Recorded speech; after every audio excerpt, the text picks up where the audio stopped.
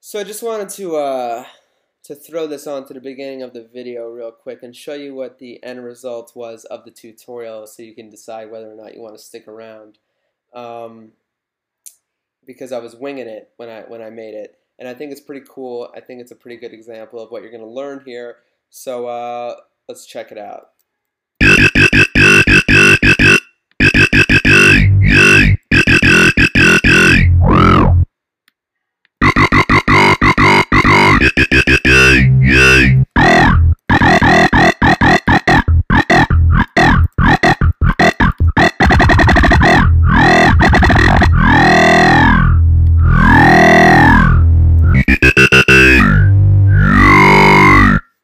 So that's all Thor, no bit crushing, no nothing, all Thor. So if you like that, stick around for the rest of the video. Heyo, what's goodies in these hoodies? Another MP tutorial for you right here. This is going to be part 2 of the theory behind FM talk bass.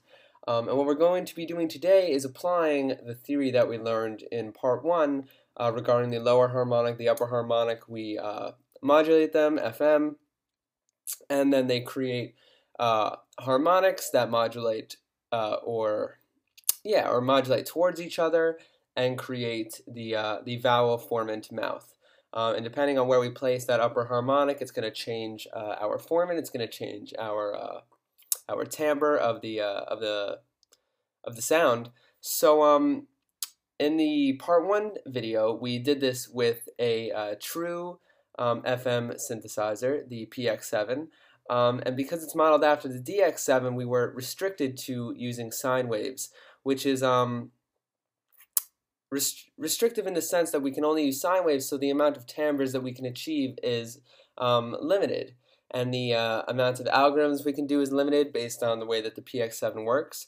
So what we're going to do today is apply that theory to Thor, one of the most versatile synthesizer soft synths that I've ever come across. And the more that you use Thor, the better at synthesis you become, the more you see the unlimited possibilities that Thor can do, minus things like true stereo detune, which is pretty standard on soft synths these days. But besides that, Thor is super duper powerful, and this is just going to be one example of probably tons of videos where I show you the super duper power of Thor. So let's get right into this. I'm going to preview a bunch of patches that I've made using this technique. The reason that this is different from other FM or talk-based videos that I've done with Thor is because those videos were kind of hacky, not true FM synthesis. When I say true FM synthesis, what I mean is that we are creating or we're not using filters to subtract or add overtones, aka partials and harmonics. So when we're doing true FM synthesis, we're using FM to add and subtract those harmonics. So I made a couple of patches here using primarily Thor to create the timbre. So let's just roll through those real quick. Make that a little louder.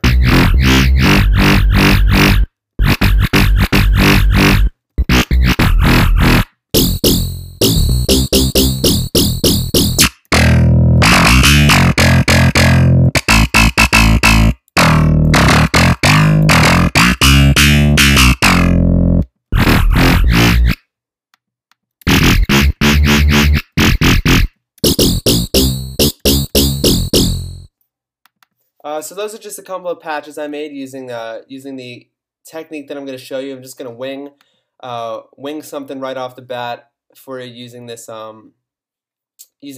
theory, this kind of synthesis. You'll see that it's really just a Thor.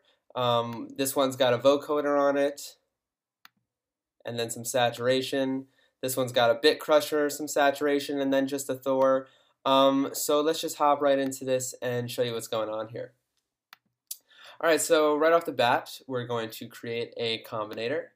I use a combinator for pretty much everything. Just keeps things organized, opens up modulation possibilities with these rotaries, buttons, and CV stuff on the back.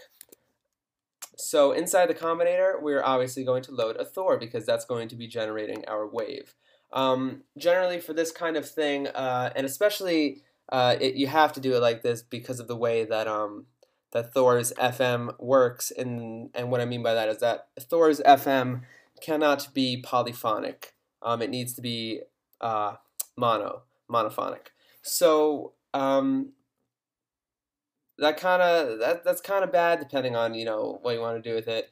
But for this kind of music, for this kind of sound, it's really not that big of a deal. So we're going to switch it to mono reach rig, put the range up to 12, 24, wherever you want it to be. We're going to get rid of the filter because, like I said, this is going to be true FM synthesis, so no filters to add or subtract overtones, partials, and harmonics.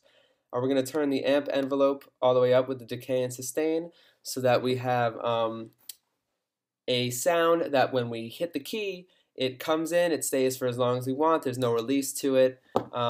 We can add a release if we wanted to, but that's a creative decision. I'm going to be rocking with just the full sustain and decay. So what we're going to do is we're going to load up 3 wavetable oscillators. And the reason why we're using a wavetable oscillator to do this instead of an analog oscillator is because the analog oscillator is simulating an analog piece of hardware.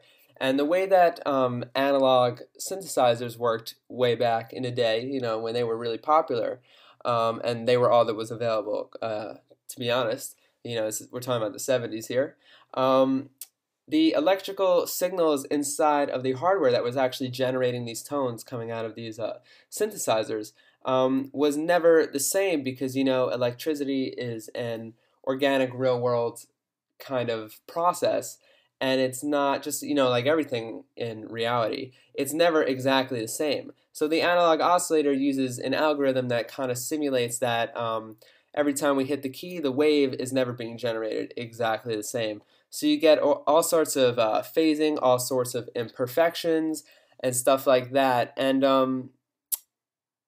when you're making analog sounds like that, that could be really good. That could be what you're going after.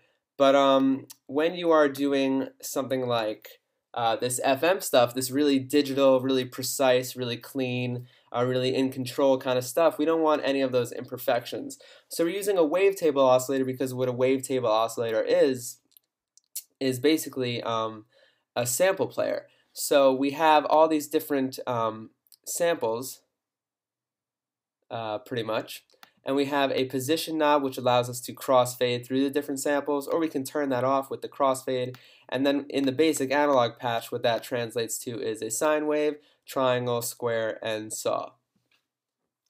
So let's start with sine waves to kind of emulate what we did in part 1, and then we'll play with changing some of these waves up and seeing why Thor is more powerful, more creative for creating these kinds of patches inside of Reason, because we have access to all these different waves that we didn't have inside of the PX7 where we were just restricted to sine waves. So I'm going to use oscillator 1 as my modulator to modulate oscillator 2 and 3, so I'm going to shut that off, and then I'm going to send 2 and 3 through the filter 1, through the shaver, through the amp, through filter 3, all the way to the output. So it's just 2 and 3 are going out right now. I'm going to turn them both to sine waves and pull this down so we can see Ableton Spectrum Analyzer real quick and show you that all we got right now, sine wave.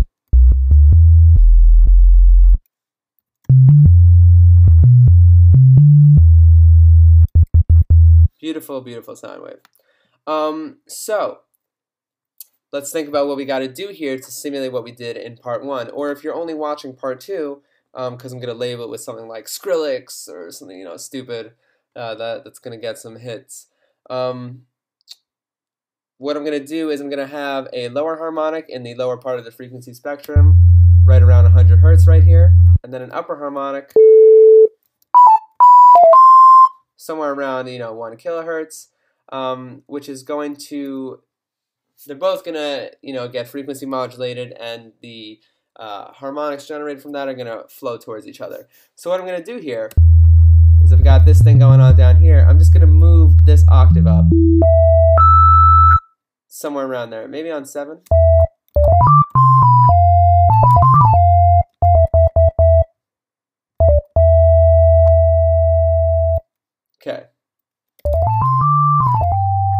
So, right now, all we've got is two sine waves, one at the bottom of the frequency spectrum, one near the top of the upper mid-range, and that's all we got going on right here. So what we need to do is FM these two sine waves in a fashion so that we generate the harmonics that go farther away from each other and closer towards each other.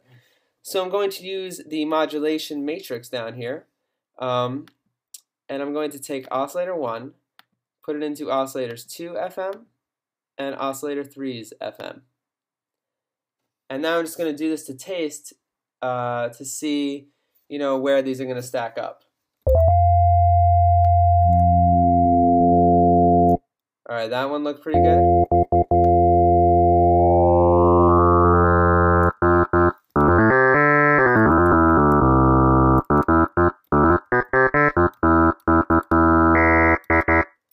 I'm actually going to move oscillator 3 up to the octave 8 value,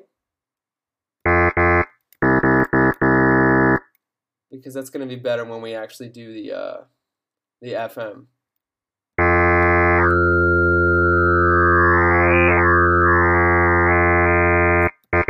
So I'm going to leave that at 34 and the first parameter at 26.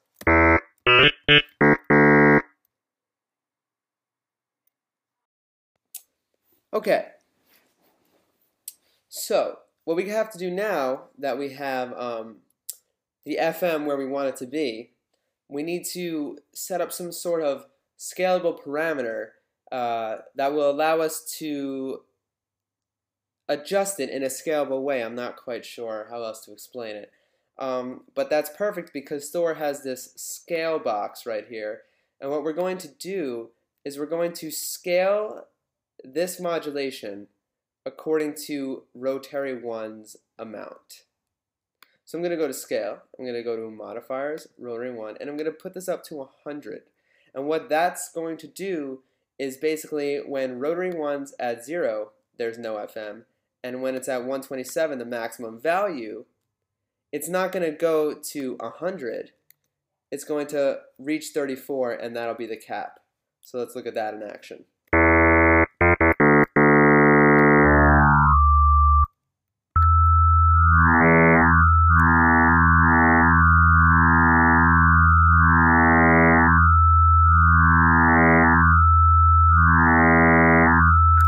So does everyone see what's going on there? I hope so, because we're not in like the room together and stuff like that.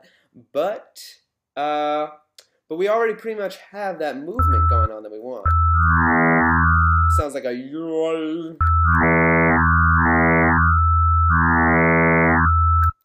And that's exactly what we want. But we obviously don't want to sit here and use our mouse pointer and drag it up and down from 0 to 127. So what we need to do is set up, some parameter that moves on its own and modulates that for us. So what better way to do that than to use one of the LFOs that are built right inside of Thor. So just for this specific example, we're going to use LFO2 inside of Thor to do this. Although we can use any LFO inside of Thor, any LFO inside of another instrument, any envelope from another instrument. We can even use oscillators to modulate things. With Thor's mod matrix, these green boxes looking things. I don't know why I'm blanking on it.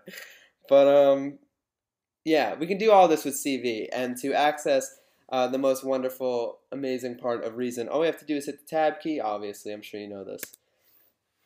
And now we're looking at the back of the rack. And all we got to do here, really easy. This is why I'm using LFO2, because it's really easy. I'm just taking LFO2 and I'm plugging it into rotary 1's modulation input. So now when I strike a key, LFO2 is controlling rotary 1.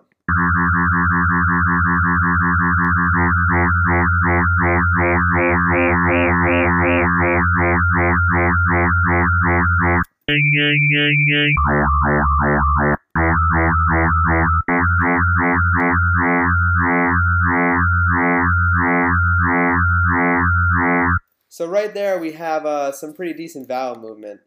But But there's one glaring problem that I'm seeing. And if we, use all the stuff that we've been doing right here, kind of think about it, we can work around this problem. Obviously, every problem always has a solution, but don't even worry about it because I got the solution right here. Basically, what the problem is that our upper harmonic is always present. So if there's no frequency modulation, which I'll control by just taking LFO2 away and putting this all the way down. When there's no frequency modulation happening, we have this incredibly annoying high-pitch sine wave, which sounds okay like this, but like this, it's like horrible. And if we put LFO2 into rotary 1, you'll see at the beginning or end of every cycle, you'll hear, you don't see music. We listen to music, like purists with spectrum analyzers, people shit on them, but I don't play by those games, you know what I'm saying? But we can hear the really annoying sine wave happening in the upper frequency spectrum. So to remedy that problem, what we're going to do, the upper harmonic is oscillator 3, right? You'll see in this mixing console, oscillator 3 has its own volume stuff. So if we say rotary 1, mixer, oscillator 3 level, 100. Oh shit.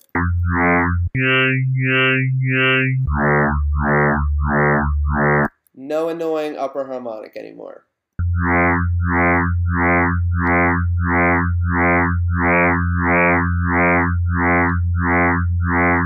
So now that we have this basic movement, which is really all you need, let's see how changing some of this stuff can, affect our timbre, affect our patch.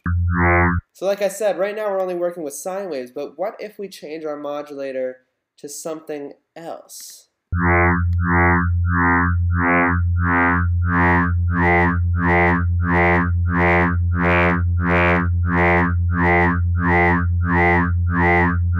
If we put it at 87, which is some square saw hybrid,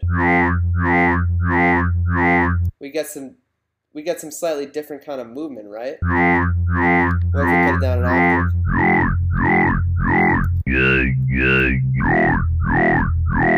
Make that a little louder now.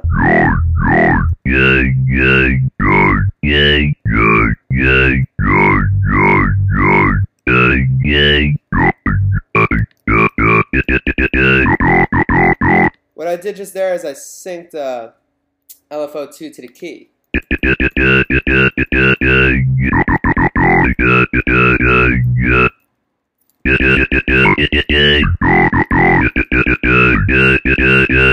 It's a pretty cool sounding patch already, I think. I might save this one. Might get stuck playing with it during this tutorial a little bit. But let's see, what else can we do here? We can change one of these oscillators' waves.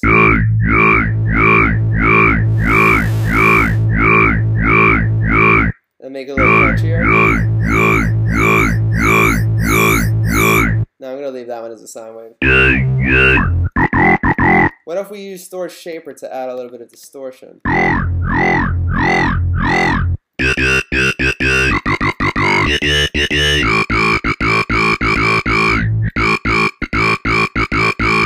So another thing, let's think about the theory behind all this right here.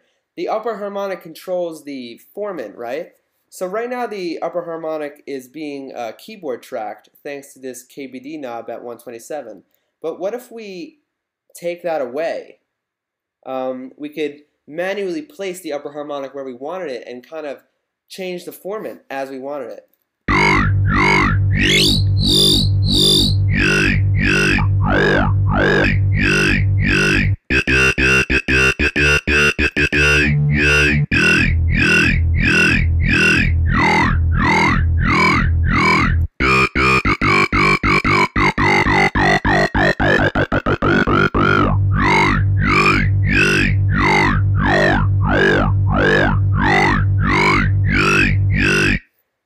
see here that the KBD knob, if we were to modulate that somehow,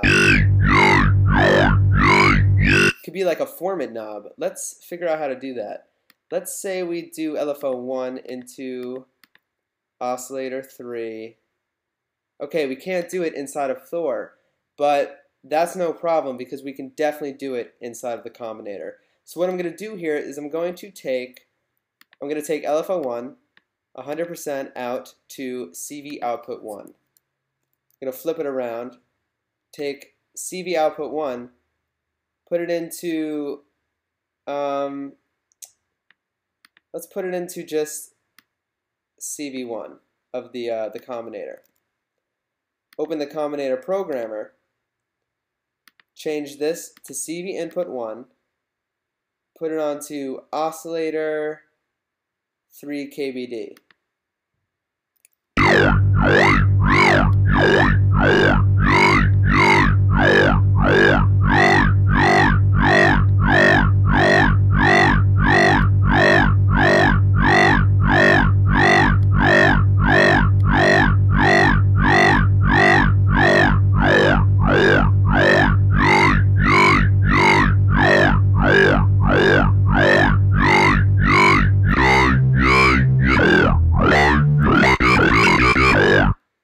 Now if we'd, we could top this sound off a million ways.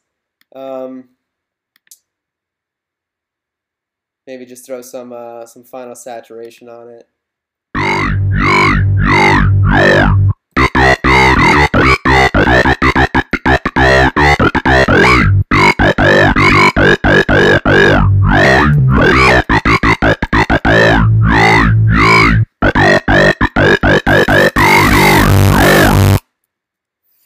But yeah, that's pretty much it.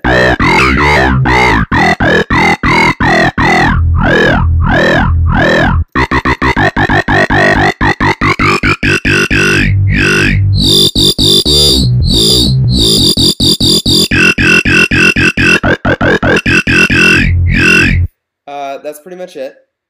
It's a cool sound. I mean, I got a little distracted there. But yeah, I'll make all these 4 patches downloadable. I'll put them up under the video. And I'm also going to put a little preview of this at the beginning of the video so that, maybe you stick around and see how cool this patch is, how cool Thor can be, understand a little bit more of the FM theory behind all this stuff. And, I hope this was useful as always. And we got more stuff on the way as usual.